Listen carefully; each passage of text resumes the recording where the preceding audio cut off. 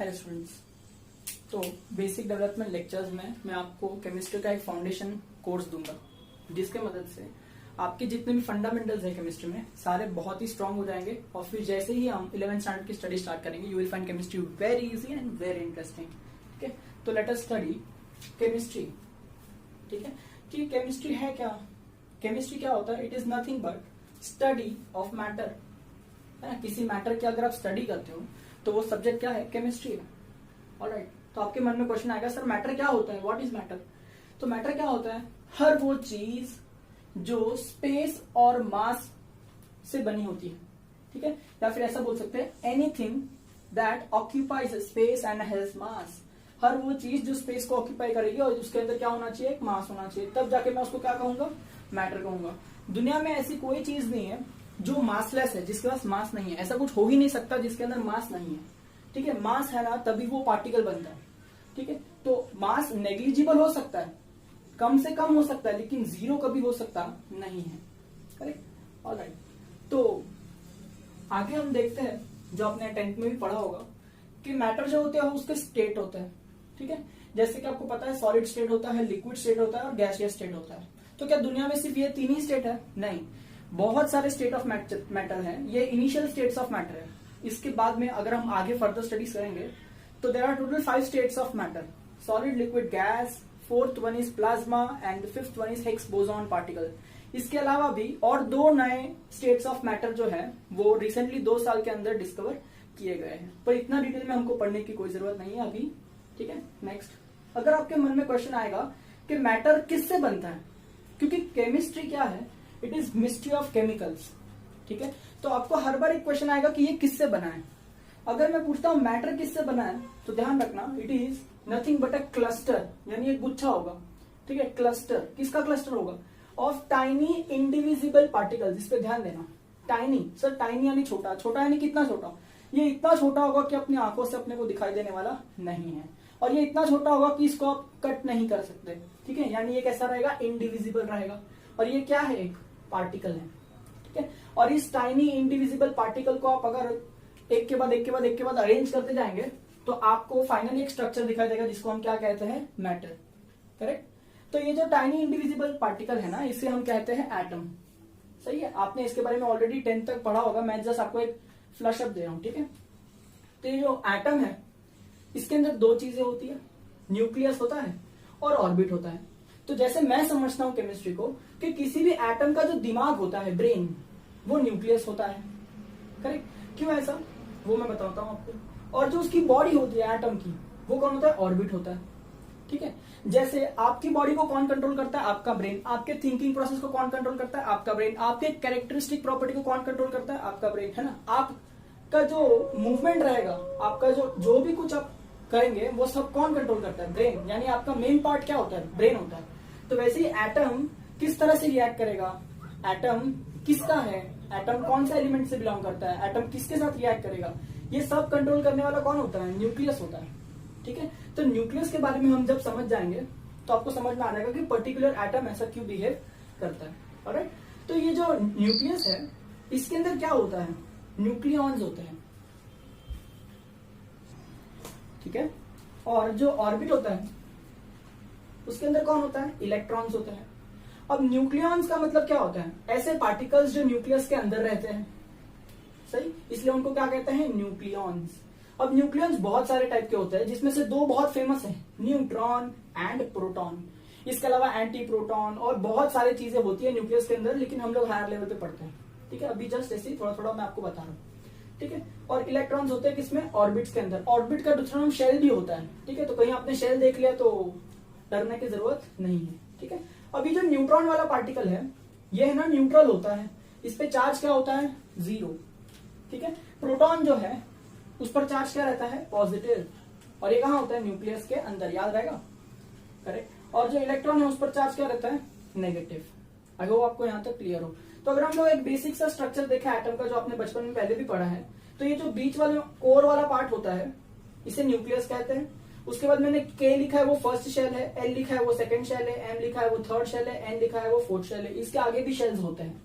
ठीक है। ये शेल्स जो है यानी ऑर्बिट्स जो है, इसके अंदर कौन होते हैं? इलेक्ट्रॉन्स, और वो क्या करते रहते हैं? रिवॉल्व करते रहते हैं। किसके अराउंड रिवॉल्व करते रहते हैं? न्यूक्लियस के अराउंड रिवॉल्व करते रहते हैं। और न्यूक्लियस के अंदर कौन रहता है? Neutron and proton. करेक्ट है, यहां तक समझा? अगर मैं सिर्फ न्यूक्लियस के ऊपर ध्यान दूं तो न्यूक्लियस के ऊपर मेरे को क्या दिखाई देगा? चार्ज में पूछ रहा हूं। इसके अंदर न्यूट्रॉन और प्रोटॉन दोनों रहता है।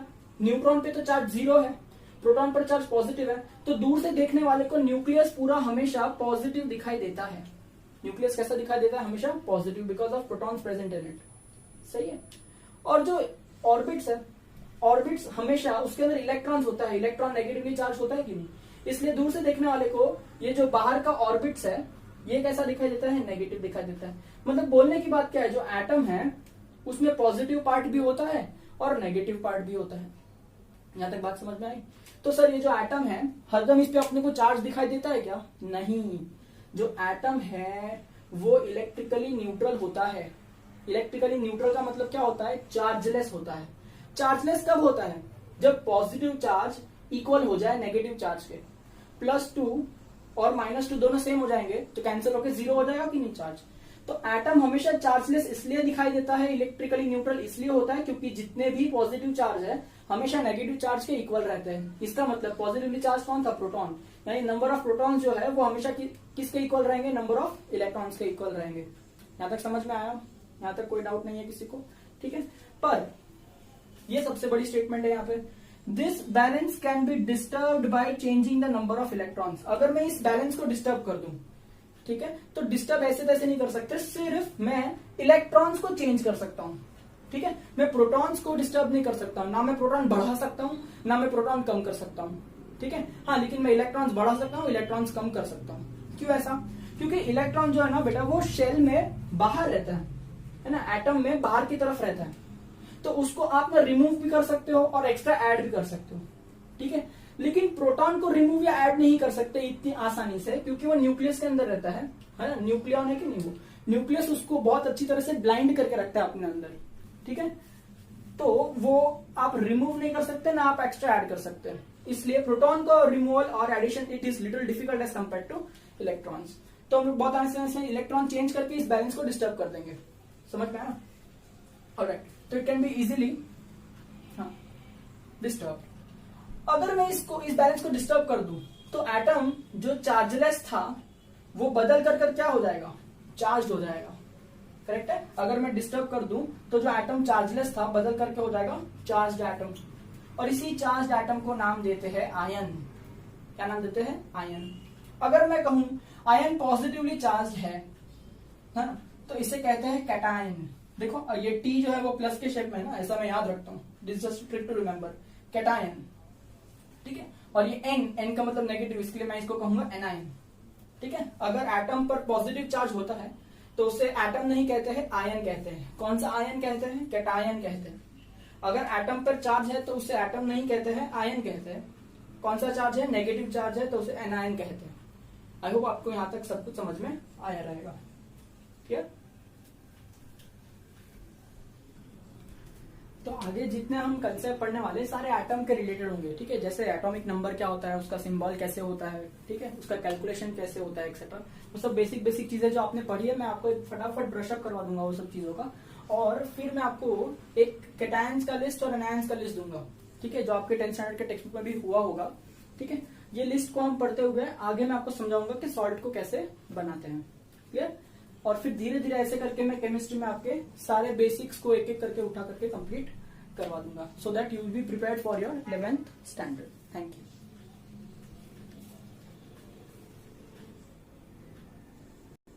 ठीक है, तो अगर मैं कहूं एटम, तो किसी एटम के पास में उसकी कैरेक्टरिस्टिक प्रॉपर्टी जो है वो कहां से आएगी? वो आएगी उसके एलिमेंट से। ठीक है, अब ये जो एलिमेंट है ये टोटल कितने हैं इस दुनिया में? 118 एलिमेंट्स हैं। ठीक है, जैसे कि हाइड्रोजन हो गया, आयरन हो गया, कॉपर हो गया, गोल्ड हो गया, क्लोरीन हो गया, एक्सेट्रा। तो ये जो सारे एलिमेंट्स है ऐसे करके टोटल कितने हो जाएंगे? 118 एलिमेंट्स है। दुनिया की हर चीज ना बेटा इन्हीं एलिमेंट से मिक्सर करके बनाई जाती है। ठीक है, इन्हीं एलिमेंट्स के कॉम्बिनेशन करके बनाई जाती है। 118 एलिमेंट्स के बाहर ऐसा कुछ है ही नहीं जिससे आपकी दुनिया की कोई भी चीज बनी होगी। ठीक है, यही सब एलिमेंट्स होते हैं, बस इनका अरेंजमेंट अलग होता है।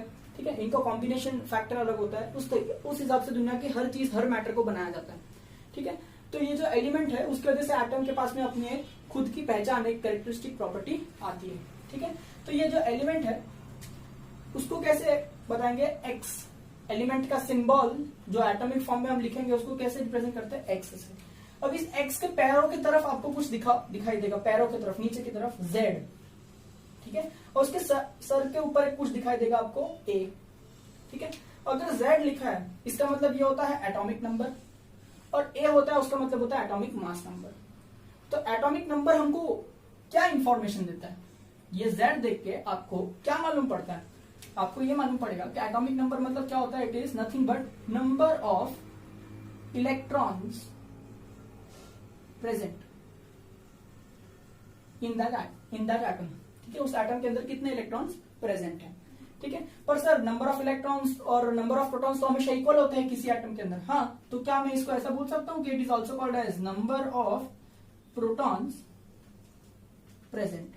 ठीक है, तो मैं नंबर ऑफ इलेक्ट्रॉन्स प्रेजेंट कहूं या नंबर ऑफ प्रोटॉन्स प्रेजेंट कहूं तो ये सब की इंफॉर्मेशन कहां से मिल जाएगी, एटॉमिक नंबर यानी जेड से मालूम पड़ जाएगी अपने को। ठीक है, तो इनमें से ज्यादा अप्रोप्रिएट स्टेटमेंट कौन सा होगा, नंबर ऑफ इलेक्ट्रॉन्स या नंबर ऑफ प्रोटॉन्स। मैं कहूंगा ज्यादा अप्रोप्रिएट स्टेटमेंट होगा atomic number is the number which gives information about number of protons present in the atom. ये ज्यादा अप्रोप्रिएट स्टेटमेंट है। क्यों, क्योंकि बेटा किसी एटॉमिक सिस्टम के अंदर ना आप इलेक्ट्रॉन्स को कभी भी चेंज कर सकते हैं, आप इलेक्ट्रॉन्स को रिमूव भी कर सकते हैं, आप इलेक्ट्रॉन्स को ऐड भी कर सकते हैं, लेकिन प्रोटॉन्स के साथ ऐसा जनरली हम लोग चेंज कर सकते नहीं है। इसलिए the correct statement will be the atomic number is nothing but number of protons present. ठीक है, तो एटॉमिक मास नंबर क्या होता है, atomic mass number is nothing but sum यानी एडिशन, कॉम्बिनेशन।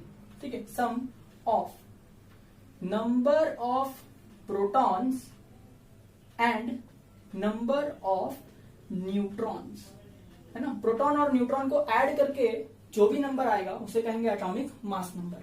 ठीक है, सर प्रोटॉन और न्यूट्रॉन दोनों कहां रहते हैं, दोनों न्यूक्लियस के अंदर रहते हैं कि नहीं, और इसको हम क्या कहते हैं, कैसे, न्यूक्लियॉन्स कहते हैं। तो जो एटॉमिक नंबर है इसका दूसरा नाम हो सकता है न्यूक्लियॉन नंबर। क्या हो जाएगा बेटा, न्यूक्लियॉन नंबर। तो आपको कंफ्यूज होने की जरूरत नहीं है।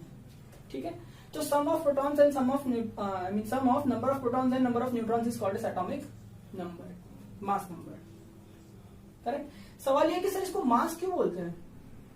ठीक है, मैं समझाता हूं। देखो, आपको जो एटम होता है उसका जो मास होता है, करेक्ट, सारा का सारा कहां होता है, एटम का मास जो होता है वो कॉन्सेंट्रेटेड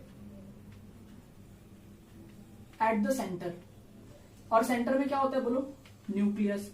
तो सारा का सारा मास कहां होता है, न्यूक्लियस के अंदर होता है, और न्यूक्लियस के अंदर क्या होता है, प्रोटॉन एंड न्यूट्रॉन।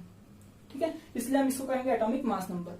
तो आपके मन में डाउट आएगा कि सर सारा का सारा मास न्यूक्लियस के अंदर क्यों होता है। देखो, जो इलेक्ट्रॉन है, ठीक है, इसका जो मास है ये कितना होता है, 9.1 इंटू 10⁻⁻31 किलोग्राम्स। ठीक है, और जो मास ऑफ प्रोटॉन होता है, ठीक है, वो हो जाता है 1.6 इंटू 10⁻27 kg। तो आप इन दोनों नंबर में बताओ कौन सा नंबर ज्यादा है। ठीक है, ये देखिए, ये आगे का नंबर अभी के लिए रख दीजिए, आप सिर्फ पावर को देखिए, 10⁻31 10⁻27 किसकी वैल्यू ज्यादा है, 10⁻27 की वैल्यू ज्यादा है। नेगेटिव नंबर में जो नंबर छोटा दिखता है उसकी वैल्यू ज्यादा होती है, और जो नंबर बड़ा दिखता है उसकी वैल्यू कम होती है कि नहीं। ये सब आपने पढ़ा होगा ना बेसिक 10th स्टैंडर्ड में। तो ये जो है वो ज्यादा है और ये जो कम है, कितने का फर्क है इसमें, 10⁻4 का फर्क है। ठीक है, 10,000 गुना कम है इलेक्ट्रॉन का मास, किससे, प्रोटॉन से मास से।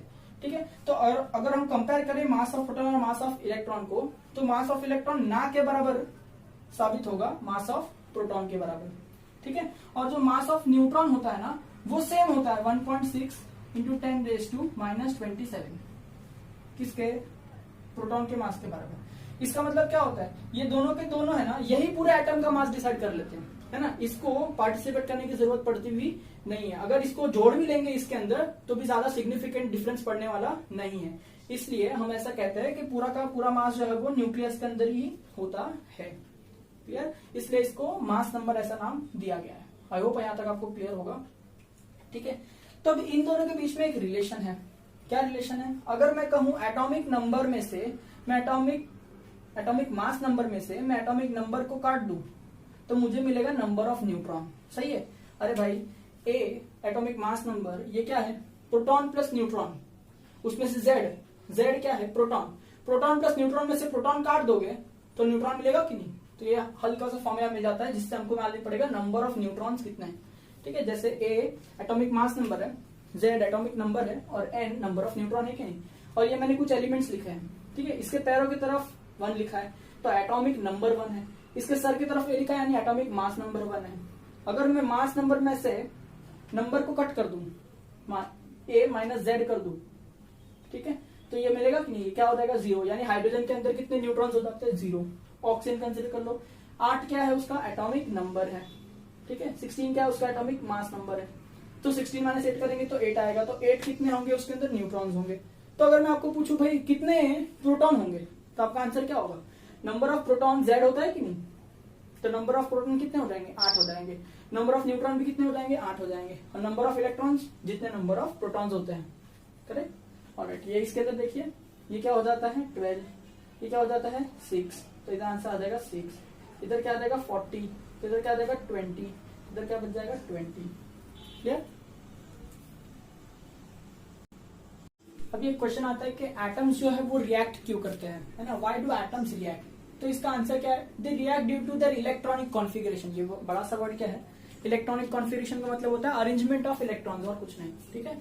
तो atoms react due to electronic configuration. And what is electronic configuration? It is nothing but arrangement of electrons in the shell और ऑर्बिट्स। ऑर्बिट्स या शेल के अंदर इलेक्ट्रॉन्स को किस तरह से अरेंज किया गया है, और उसके अरेंजमेंट के हिसाब से एटम डिसाइड करता है कि वो रिएक्ट करेगा कि नहीं करेगा, या फिर क्यों रिएक्ट करेगा, वो भी किस पे डिपेंड करता है? इलेक्ट्रॉनिक कॉन्फ़िगरेशन पे। Now how are electrons arranged?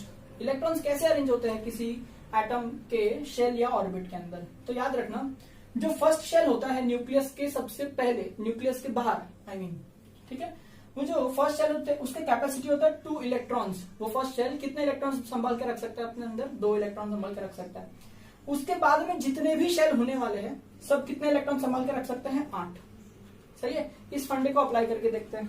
चलिए, अगर मैं आपसे कहूं कि मेरे पास सोडियम का एटम है, तो सोडियम का सिंबल होता है Na, इसका एटॉमिक नंबर होता है 11, उसका एटॉमिक मास नंबर होता है 23, ठीक है।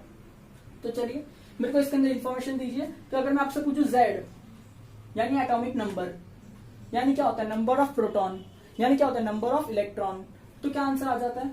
11 आ जाता है, ठीक है। तो हम लोग प्रोटॉन कभी बताते हैं क्या? नहीं, बट इसका मतलब समझ में आता है कि नहीं? इसके अंदर प्रोटॉन भी 11 है और इलेक्ट्रॉन भी 11 है, करेक्ट। अगर मैं आपसे कहूं इसका एटॉमिक मास नंबर क्या है, तो आप कहेंगे A, और A कितना है बेटा? 23। तो 23 क्या है? वो एडिशन करके आया है 23 नंबर। किसका किसका एडिशन करके आया? नंबर ऑफ प्रोटॉन जो 11 है प्लस नंबर ऑफ न्यूट्रॉन। पर नंबर ऑफ न्यूट्रॉन आपको मालूम है क्या? नहीं। तो नंबर ऑफ न्यूट्रॉन इससे मालूम पड़ सकता है कि नहीं? कैसे? A माइनस जेड करेंगे, 23 माइनस आप 11 करेंगे तो आपको नंबर ऑफ न्यूट्रॉन्स कितने मिल जाते हैं, ठीक है। यू विल फाइंड टोटल 12, यानी there are 12 neutrons in sodium. सही है? तो अभी इसका इलेक्ट्रॉनिक अरेंजमेंट करते हैं। तो हम क्या करेंगे, ऐसा बीच में ऐसे लिखते हैं, एक सर्कल मैं बनाता हूं आपकी तरफ, ठीक है। ये जो सर्कल है बीच में, ये न्यूक्लियस है, तो न्यूक्लियस के अंदर की इन्फॉर्मेशन लिख देंगे, यानी न्यूक्लियस लिख लेंगे कि जो प्रोटॉन है वो 11 है और जो न्यूट्रॉन है वो 12 है। सही है? इसके बाद में आपके पास में आ जाएगा ये जो है, इसको कहेंगे फर्स्ट शेल, और जो फर्स्ट शेल होता है उसका नाम के शेल होता है, ठीक है। इसका नाम रखा है के, ठीक है। इसकी कैपेसिटी कितनी होती है? 2। तो आपने इसमें कितने इलेक्ट्रॉन्स फिल करने चाहिए? 2। आपके पास कितने इलेक्ट्रॉन्स मौजूद है? 11 इलेक्ट्रॉन्स मौजूद है।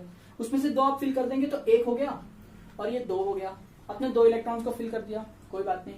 अब टोटल कितने इलेक्ट्रॉन्स बचे आपके पास? 9 इलेक्ट्रॉन्स बचे हुए हैं, ठीक है। तो अब इसके अंदर मैं 3rd इलेक्ट्रॉन फिल नहीं कर सकता क्योंकि इसकी कैपेसिटी फुल हो गई। तो मैंने क्या करना चाहिए बेटा?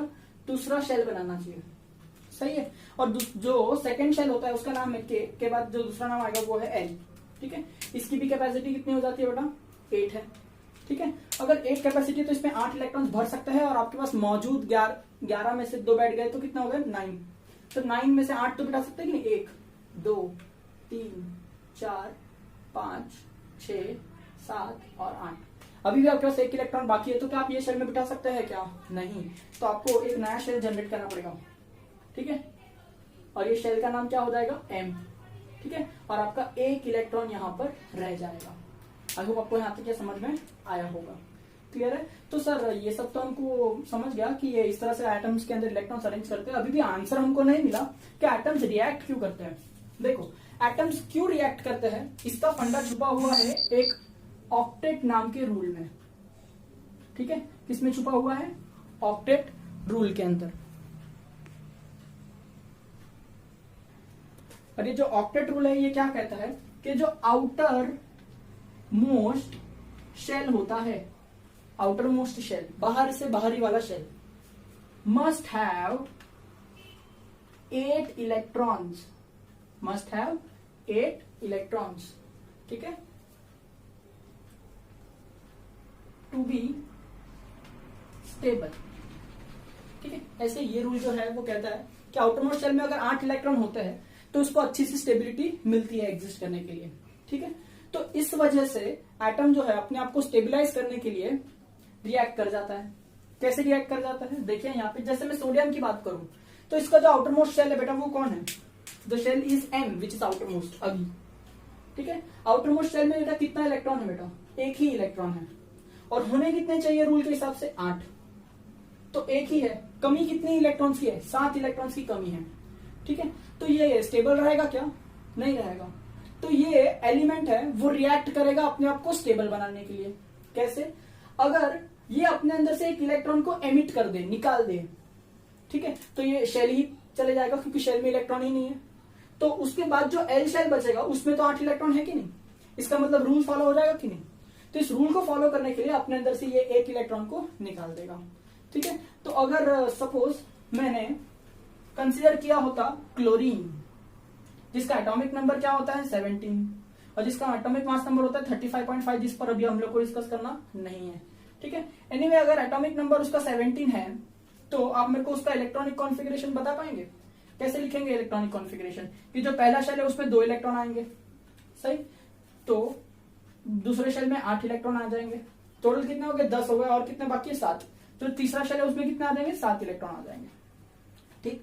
तो अगर मैं इस तरह से इसका भी डायग्राम बना लूं तो क्या बन जाएगा? ठीक है, आप बना के देख सकते हैं। मैं बीच में न्यूक्लियस बनाऊंगा, ठीक है। फिर ये जो फर्स्ट शेल है इसके अंदर 2 इलेक्ट्रॉन रहेंगे, दूसरा शेल है इसके अंदर 8 इलेक्ट्रॉन आ जाएंगे, और जो तीसरा शेल इसमें कितने इलेक्ट्रॉन आ जाएंगे बेटा? 7, ठीक है। तो क्या बाहरी शेल में 8 इलेक्ट्रॉन है क्या? नहीं, 7 ही इलेक्ट्रॉन है। तो कितने इलेक्ट्रॉन की कमी हो गई बेटा? 1 इलेक्ट्रॉन की कमी हो गई। तो अगर 1 इलेक्ट्रॉन की कमी हो जाती है तो ये एलिमेंट जो है वो कहीं से 1 इलेक्ट्रॉन को अपने अंदर ऐड करवा करके आखिरी शेल में, जैसे ऑक्टेट रूल बोल रहा है वैसे 8 इलेक्ट्रॉन कंप्लीट करेगा कि नहीं, स्टेबिलिटी पाने के लिए, ठीक है। तो इस तरह से कोई भी एटम जो है इस रूल को फॉलो करने के लिए अपने इलेक्ट्रॉन्स को चेंज करता है। या तो वो अपने इलेक्ट्रॉन्स को बढ़ाता है या तो वो अपने इलेक्ट्रॉन्स को घटाता है। यहां तक समझ में आई बात? और इस वजह से एटम्स जो है वो रिएक्ट करते हैं, क्योंकि ये जो इलेक्ट्रॉन बढ़ाने और घटाने का प्रोसेस है इसके अंदर बहुत सारे स्टेप्स इन्वॉल्व होंगे, जो हम लोग एक एक करके जैसे आप 11th स्टैंडर्ड में एंटर करेंगे मैं आपको डिटेल में समझाते चले जाऊंगा। क्लियर? तो आपको यहां तक बात समझ में आ गई? ओके। और इसी ऑक्टेट रूल की वजह से बेटा that is formation of ions, ठीक है, जो अभी हमने स्टार्टिंग में पढ़ा था। इसकी वजह से क्या होता है बेटा? आयंस जनरेट हो जाते हैं। कैसे आयंस जनरेट हो जाते हैं वो देखेंगे।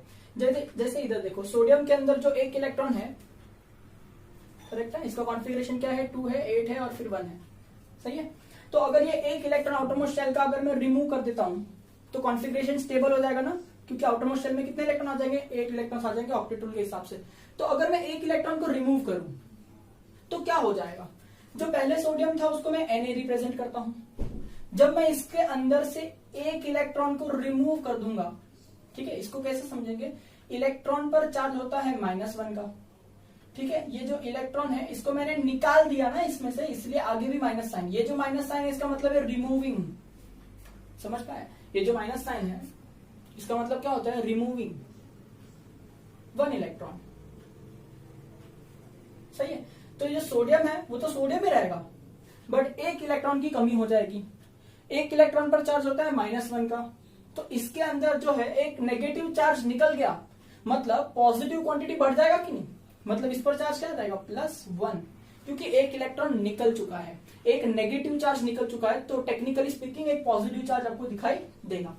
सही है। सेम वे अगर मैं क्लोरीन के अंदर ऑब्जर्व करूं, ठीक है, इसके अंदर मेरे को 7 इलेक्ट्रॉन है, तो एक इलेक्ट्रॉन ऐड करूंगा तो ऑक्टेट रूल कंप्लीट होगा कि नहीं, इसके अंदर मेरे को एक इलेक्ट्रॉन ऐड करना पड़ेगा। तो देखेंगे ये जो क्लोरीन है वो तो स्टार्टिंग में ऐसे ही लिखा था, एटॉमिक था। इसके अंदर क्या करेंगे, एक इलेक्ट्रॉन जिस पर चार्ज -1 होता है, इसको मैं इसमें ऐड करने वाला हूं, यानी यहां पर प्लस लिखना चाहिए कि नहीं, तो इसमें +1 इलेक्ट्रॉन अगर मैं करूंगा तो ये क्लोरीन तो आ जाएगा, जिस पर चार्ज अभी क्या था 0, एक इलेक्ट्रॉन आने की वजह से नेट चार्ज क्या आ जाएगा -1, तो हो जाता है -1। ठीक है, ये जो है इस पे चार्ज क्या है 0, इस पे भी चार्ज क्या है 0। जब चार्ज 0 होता है तो हम उसे क्या कहते हैं, एटम कहते हैं। ठीक है, तो ऑक्टेट रूल की वजह से स्टेबिलिटी मिले, इसलिए इलेक्ट्रॉन्स का क्या होता है, गिव एंड टेक होता है। ठीक है, या फिर रिमूवल या गेनिंग होता है, तो यहाँ पर रिमूवल हुआ और यहाँ पर गेनिंग हुआ। ठीक है, इलेक्ट्रॉन के जाने से पॉजिटिव चार्ज आता है, इलेक्ट्रॉन के आने से नेगेटिव चार्ज आता है। तो जो एटम्स थे वो किस में कन्वर्ट हो गए, चार्ज्ड एटम्स में कन्वर्ट हो गए। किस में कन्वर्ट हो गए बेटा, चार्ज्ड एटम्स के अंदर कन्वर्ट हो गए। और चार्ज एटम्स को ही तो हमने क्या कहा था, आयंस कहा था। अगर चार्ज पॉजिटिव होता है तो हम कहते हैं कैटायन, अगर चार्ज नेगेटिव होता है तो हम कहते हैं एनायन। ठीक है, तो इस तरह से कैटायंस और एनायंस को हम लोग ने जनरेट किया। तो सर जरूरी है कि +1 और -1 ही आएगा, नहीं बेटा। अगर 2 इलेक्ट्रॉन्स निकल जाएंगे तो +2 का चार्ज आ जाएगा, 2 इलेक्ट्रॉन्स आ जाएंगे तो -2 का चार्ज आ जाएगा। ठीक है, अगर 3 इलेक्ट्रॉन्स निकल जाएंगे तो +3 का चार्ज आ जाएगा, लाइक दैट। जितने इलेक्ट्रॉन्स का एक्सचेंज होगा उस हिसाब से चार्ज का मैग्नीट्यूड बदलते जाएगा। आई होप आपको यहां तक समझ में आ रहा होगा। तो अब मैं आपको आपके सिलेबस में आने वाले बहुत सारे कैटायंस और बहुत सारे एनायंस का एक लिस्ट दूंगा। ठीक है, जिसका नाम आपको अच्छी तरह से लर्न करना है और जिसका चार्ज आपको अच्छी तरह से लर्न करना है, तो आपको आगे का जो भी है सब इजी हो जाएगा। हेलो स्टूडेंट्स, तो अब वो लिस्ट आ गई है जिस पे हमको ध्यान देना है और जो हमको लर्न करनी है। ठीक है, that is now the list of cations. First of all हम देखेंगे कि सिंगल पॉजिटिवली चार्ज कैटायन, यानी ऐसे कैटायंस यानी ऐसे आयंस जिस पे क्या चार्ज हो, +1 चार्ज हो। ठीक है, तो ये कुछ है आपके लिस्ट में जो आपको देखना है। सबसे पहले आएगा H+। ठीक है, इस H+ को कहते हैं प्रोटॉन। ठीक है, या फिर हाइड्रोजन आयन भी बोला जाता है, लेकिन proton is a very famous name. दूसरा है H3O+। ठीक है, इसे कहते हैं हाइड्रोनियम आयन, बिकॉज ये हाइड्रा H2O वाटर में से आता है ना, हाइड्रोनियम आयन। तीसरा वाला है Na+, that is sodium ion obviously. K+, that is potassium ion. NH4+, इसको कहते हैं ammonium ion, it comes from ammonia, ammonium ion, correct. Ag+, इसे कहते हैं silver ion, Ag is silver, इसलिए इसे कहेंगे सिल्वर आयन। Hg+, आप ध्यान देना, यहाँ पर मैंने रस को अलग कलर से लिखा है। ठीक है, इसको बोलते हैं मर्क्यूरस। और Cu+1 उसको कहते हैं क्यूपरस। ठीक है, आप रस पे थोड़ा स्ट्रेस देंगे, मैंने रस अलग कलर से लिखा है क्योंकि +1 चार्ज है। इसी तरह से बेटा अगर आप डबल पॉजिटिवली चार्ज में आ जाएंगे पढ़ने के लिए, तो इस पर चार्ज क्या दिखेगा आपको, +2। अब देखो यहाँ पर जो मर्क्यूरी है ये +1 स्टेट में है और यहाँ पर जो मर्क्यूरी है वो +2 स्टेट में है। ठीक है, तो एलिमेंट भले ही सेम हो पर उन पे चार्ज अलग अलग हो सकता है। जैसे अगर मैं एटॉमिक मर्क्यूरी की बात करूँ तो उस पर चार्ज क्या रहेगा बेटा, 0 रहेगा, बिकॉज इट इज एटम, है ना। मैं जब उसमें से एक इलेक्ट्रॉन को रिमूव कर दूंगा तो it will acquire +1 charge and it will become mercurous ion. और अगर मैं उसमें से 2 इलेक्ट्रॉन निकाल दूं तो इट विल बिकम Hg+2, इसे कहेंगे मर्क्यूरिक, है ना। यहाँ पे आप रिक पे थोड़ा स्ट्रेस देंगे, +2 है तो मैंने कहा है रिक आयन। उसी तरह से Cu+1 को हम कहते हैं क्यूप्रस, तो Cu+2 को हम कहते हैं क्यूपरिक, आप यहाँ पे देख सकते हैं ना। उसी तरह से Fe+2 को हम क्या कहेंगे, फेर। अब मैंने यहाँ पे एक जगह थोड़ी सी ब्लैंक रखी है।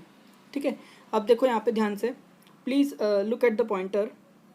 ठीक है, Fe यहाँ पर +3 में रखा है, तो इसे क्या कहेंगे, मैंने लिखा है फेरिक कहेंगे। तो आप गैस कर सकते हैं कि Fe+2 जो है उसको फेर के बाद में मैंने जो स्पेस रखा है उसमें क्या बोलना चाहिए, फेरस कहना चाहिए। क्या कहना चाहिए, फेरस। अभी इसका टेक्निक मैं आपको समझाता हूँ। ठीक है, अगर हम लोग इसके चार्ज पर फोकस करें तो क्या है 1, और इसके चार्ज पर फोकस करें तो क्या है 2। 1 और 2 में कौन सा नंबर लेस है, जिसका नंबर लेस है उसके नाम के पीछे अस आता है। ठीक है, ऐसे याद रखेंगे, जिसके नाम के पीछे अस आता है उसका नंबर लेस होता है। Hg+1 और Hg+2 में Hg+1 लेस नंबर है, इसके लिए उसके नाम के पीछे अस आएगा। +1 और +2 में कौन सा नंबर अधिक है, जो अधिक है उसके पीछे रिक आता है। +1 और +2 में 2 अधिक है, इसके लिए उसके पीछे रिक आता है ना। It is just a way to remember. उसी तरह से आप चेक करके मेरे को बता सकते हैं कि Fe+3 और Fe+2 में कौन सा नंबर अधिक है। 3 अधिक है तो उसके नाम के पीछे रिक आएगा, इसलिए कहेंगे फेरिक। ठीक है। कौन सा नंबर लेस है, Fe+2 में 2 इज लेस, उसके नाम के पीछे आएगा अस। तो इसके लिए यहाँ पे जो ब्लैंक स्पेस रखा है वहाँ पे आपको क्या लिखना होगा, अस। ठीक है, तो it becomes ferrous ion. And we will continue to the double positively charge. उसके बाद में मैंने लिखा है कैल्शियम आयन Ca+2। ठीक है, उसके बाद में मैंने लिखा है बेरियम आयन Ba+2, फिर लिखा है कोबाल्ट आयन CO+2। ठीक है, उसके बाद में आएगा कैडमियम आयन Cd+2, फिर आएगा प्लम्बम। ठीक है, Pb+2 को कहते हैं प्लम्बम आयन। प्लम्बम एक्चुअली ये लेड होता है। ठीक है, प्लम्बम उसका ग्रीक नेम है। उसी तरह से टिन का ग्रीक नेम होता है स्टैनस, इसलिए कहेंगे उसको +2 में आएगा तब कहेंगे स्टैनस आयन। ठीक है, उसी तरह से Mn+2 क्या हो जाएगा, मैंगनस आयन। Mg+2 क्या हो जाएगा, मैग्नीशियम आयन। Ni+2 क्या हो जाएगा, निकल आयन। और Zn+2 क्या हो जाएगा, जिंक आयन। आई होप आपको यहाँ तक समझ में आ पा रहा होगा। ठीक है, Fe+3 हम लोग ने पहले देख लिया फेरिक। Al+3 को कहते हैं एल्यूमिनियम, Au+3 को कहते हैं Aurum, Aurum is nothing but gold. ठीक है, और Cr+3 को कहते हैं क्रोमियम आयन। तो ये कुछ कैटायंस है +1 +2 एंड +3 जो आपके सिलेबस में बहुत एक्सटेंसिवली यूज़ होने वाले हैं। तो ये आपको लर्न अच्छे से होने चाहिए नाम और उनके चार्ज के साथ, ताकि मैं कभी भी आपसे पूछूं कि चलो अमोनियम आयन लिख के बताओ तो आपको फटाक से आ जाना चाहिए कि भाई अमोनियम आयन होता है NH4+, है ना। तो ये जब तक आप लर्न नहीं करेंगे तो आगे जो कंसेप्ट आने वाले हैं उसको सीखने में आपको बहुत डिफिकल्टी जाएगी। ठीक है, आई होप यहाँ तक आपको क्लियर रहे। ऐसा नहीं है कि +3 तक ही होता है, +4 +5 +6 +7 तक भी होता है, पर वो सब हम लोग 12th में धीरे धीरे जैसे जैसे आगे बढ़ेंगे वैसे वैसे पढ़ेंगे। ये कुछ बेसिक कंसेप्ट है जो आपको आने चाहिए। ठीक है, इस तरह से अभी हम लोग सेम वे में will see about the list of anions. Students, तो अभी आपके सामने लिस्ट है एनायंस का, तो इसमें भी हम लोग ऐसे ही पढ़ेंगे, है ना। -1 -2 एंड -3 को कैटेगराइज करके। -1 का लिस्ट थोड़ा सा बड़ा है but will try to understand it. ठीक है, जैसे ये फर्स्ट 4 आप देख सकते हैं। ठीक है, ये क्या है, सारे के सारे हेलोजन है, fluorine, chlorine, bromine and iodine. जब इन पे -1 चार्ज आता है तो हेलोजन बिकम्स हेलाइड, तो obviously fluorine becomes fluoride, chlorine becomes chloride, bromine becomes bromide and iodine becomes iodide. ठीक है, उस तरह से अगर मैं OH-1 कर दूँ तो ये हो जाएगा हाइड्रोक्साइड, है ना। फिर उसके नीचे वाला एग्जाम्पल आप देखेंगे, मैंने लिखा है CN-1 तो इट बिकम्स साइनाइड। ठीक है, और ये जो एग्जाम्पल्स है इस पर आपको बहुत अच्छे से ध्यान देना है क्योंकि यहाँ पर कन्फ्यूजन आने वाला है। देखो NO2-1 एंड NO3-1।